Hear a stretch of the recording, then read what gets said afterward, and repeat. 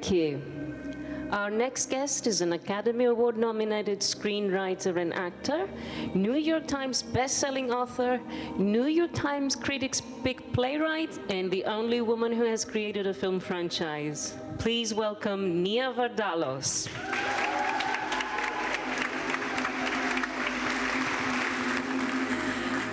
Γεια σας και καλησπέρα.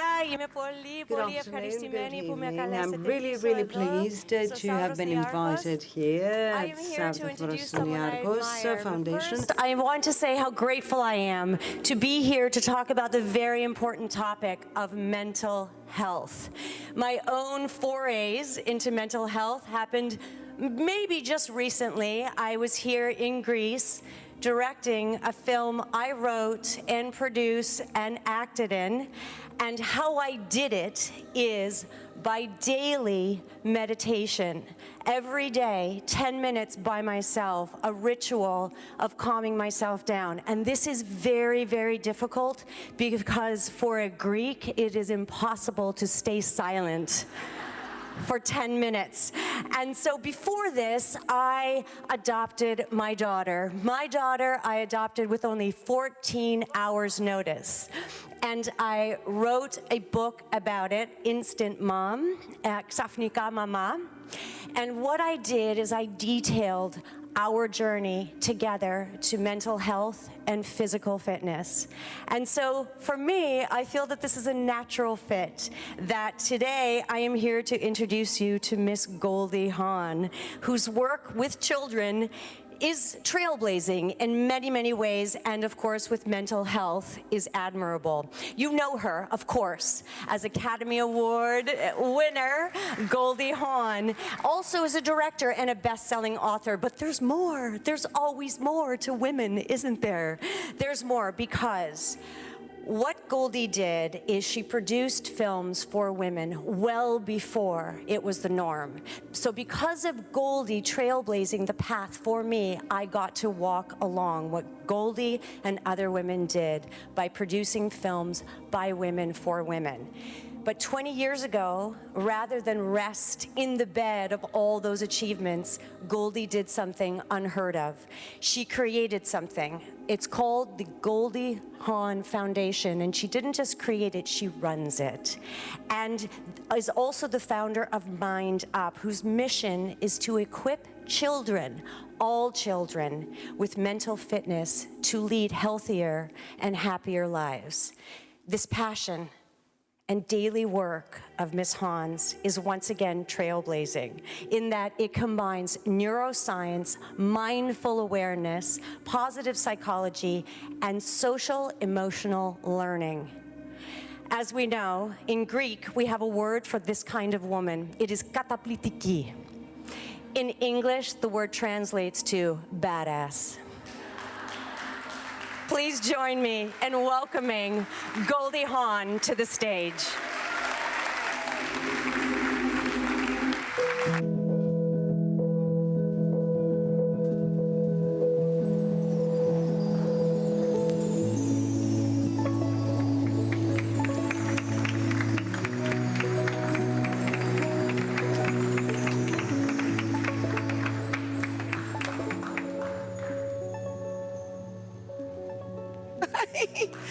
I'm very happy to be here. I'm happy to be standing on this stage, sharing it with some incredibly gifted people who care so much about what we're dealing with today, which is really a mental health crisis, as we know. And today, I really wanted to kind of share a little bit with you about my journey first, because it's kind of like, well, why did you do that? And how did that happen? And I've been doing this for 20 years, and you've stuck with it all this time. What happened? So I'll tell you. So when I was around 11 years old, people asked me, Goldie, what do you want to be when you grow up? And I said, happy. And I remember they looked at me as I, whatever, I looked up at them, and they had this weird kind of funny look on my face. And I said, no, I want to be happy. And they said, well, don't you want to be a dancer? Because that's what I was in dancing school. Don't you want to be a star? Don't you want to be all that? And I said, no, that's what I want to be. I want to do dance, but I want to be happy. And this was one of these things that in my life has really been a big part of my destiny, of what I want, what I feel, what is out, which is part of my DNA, okay?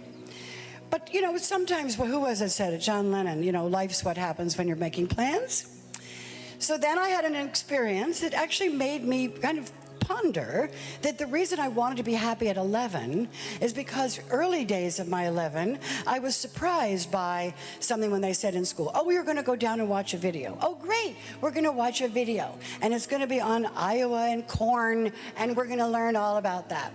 But as it turned out, it was really about how we need to duck and cover from the atom bomb. And what came on was 9, 8, 7, 6, and it went on until 0, and then an explosion happened. And it said, this is what will happen if there's an enemy attack. And I shook. My body shook. I didn't know what to do. I said, oh my God, I mean, we're gonna die. I won't even be able to kiss a boy. I'm going to die before I get to do that. I'm going to die before this. And now my whole body's shaking. And I went to the teacher and I said, oh, I have to go home for lunch. And they said, well, Goldie, you never go home for lunch. I said, oh, I know, but my mom really wanted me to come home for lunch. I ran home. I called her up. I said, Mommy, we're all going to die because we're going to be bombed by Russia. And she ran home and she just said, oh, my God, what are they showing? These kids, get under your desk, hide from the light. I mean, really, do you have to do it this way? She called the school board, she did all this stuff, and then she had to explain to me why Russia was not going to bomb us. But this stuck with me my whole school life. And every time I'd hear, my whole body just went into just trauma, just trauma. This is what can happen to children when this happens. Thank God I had a mother who said to me, honey, know what's going to happen. We're not going to kill each other. It's not going to work that way. You see, the atom bomb will stop us from doing this. She gave me some level of gathering my senses, security. But what happens when children don't have that? So at which point I realized that happiness was fleeting, that we want happiness, but how do we hold on to it? How do we keep it? How do we live in a happy place? And this is what happened to me during this time period. So I then got better. I didn't have to call the operator every time a siren went off and say, is this an enemy attack? And I got better. And then I decided to go and follow my dream and dance. And I did.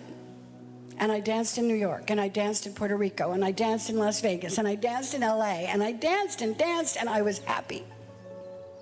My plan was always to go home and get married and open a dancing school. But life has something to do with making plans while you're making plans, and it happens, and it did to me. They pulled me out of the chorus. Lovely. Got me an agent. Didn't ask.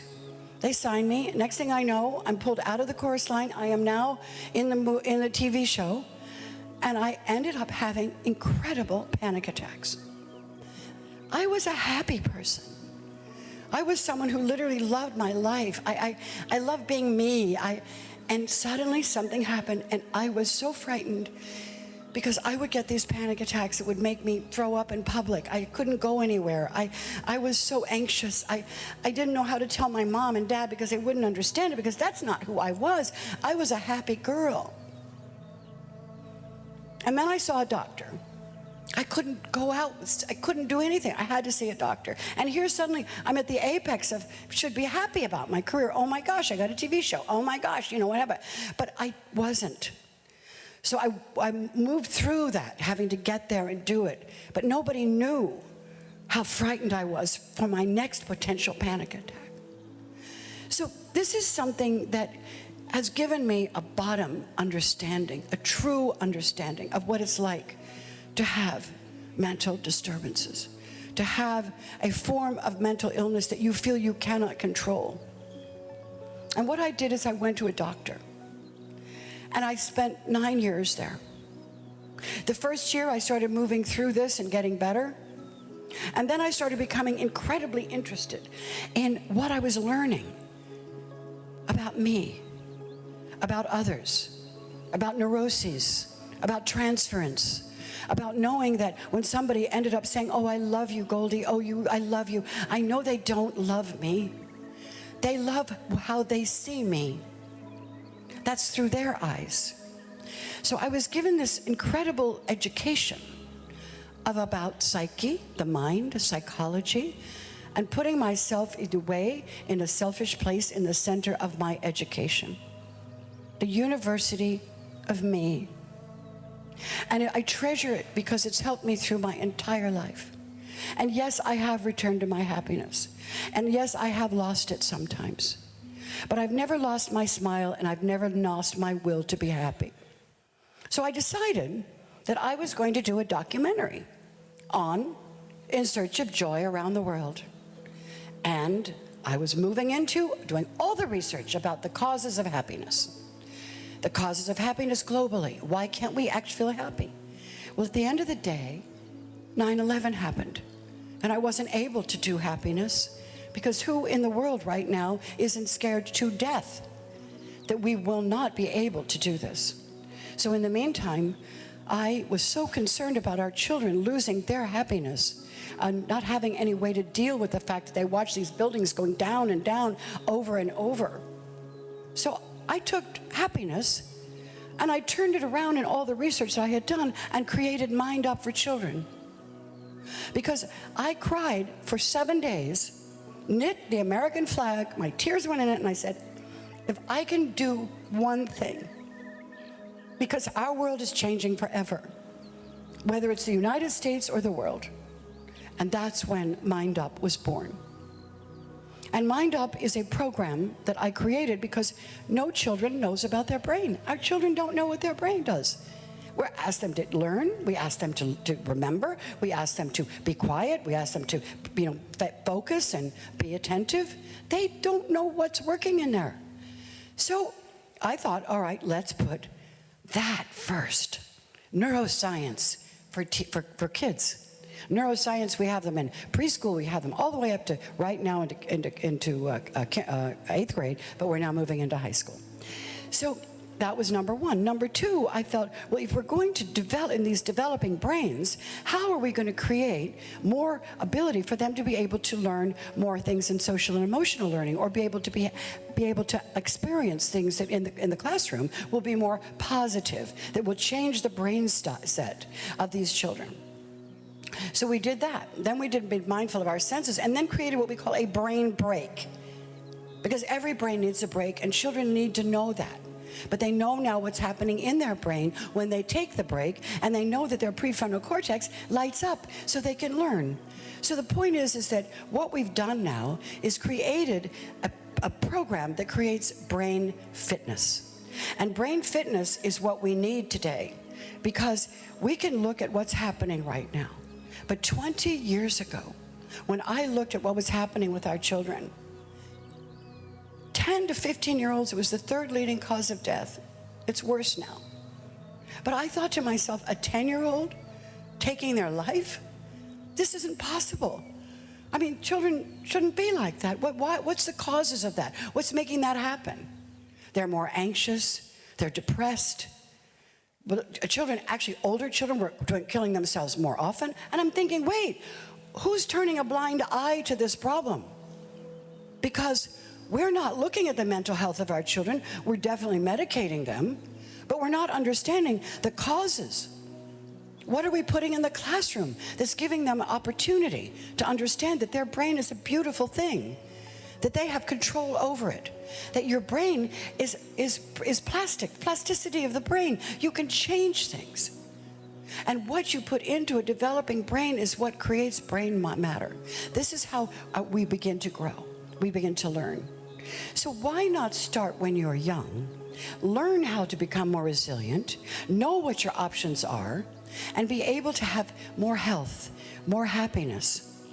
And so we researched it. I would not go out without researching this in British Columbia. And this was something that was researched by our researchers from the University of British Columbia.